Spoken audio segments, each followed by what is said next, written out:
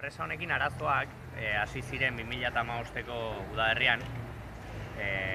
Garai horretan langile bat etorri zitzaigun sindikatura esanez kaleratu zutela, eta gaia lantzen hasi ginean konturatu ginen 7.000 euroko zorra zuela enpresak berarekin.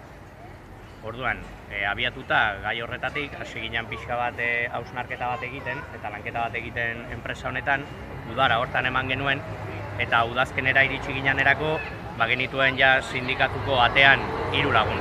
3 lagun horiek denek 3 hilabeteko soldata kobratu gabe zuten honezkero. Langile horiek ere esan ziguten, ez zirela kasu bakarrak, bazirela beste 10 bat edo lagun urtebetean ez zituztenak beraien soldata kobratzen. Normalean enpresa honek egiten duna izaten da, 2-3 hilabeteko zorra akumulatzen du langilea jundadin. Enpresatik jundadin ez duelako kobratzen. Ez ere reklamatu gabe eta bar. Orduan, eukitzen ditu langileak 3-4 hilabetez, debalde, gratis, esaten dana.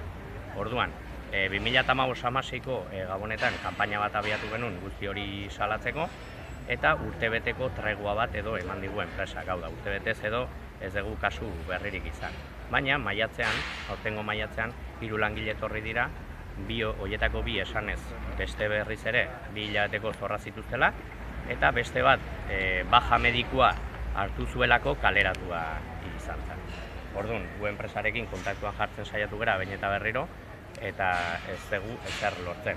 Epaiketara iritsi aurretik ere normalean akordio indibidualetara iristen dira, hori izaten da beraien jarrera, baina soilik salatzen dutelako.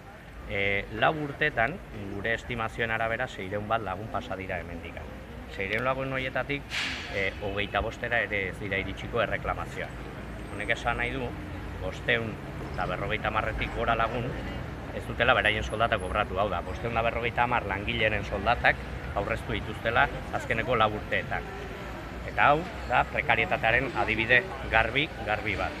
Langileak erabiltzen dituzte, beraien irabaziak handitzeko, eta soldata kosturik ez izateko.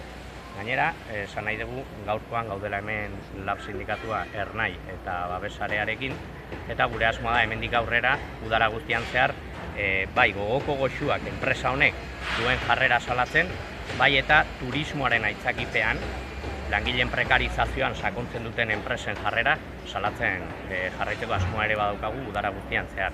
Eta ez bakarrik enpresak, baizik eta ere instituzio zein patronalak.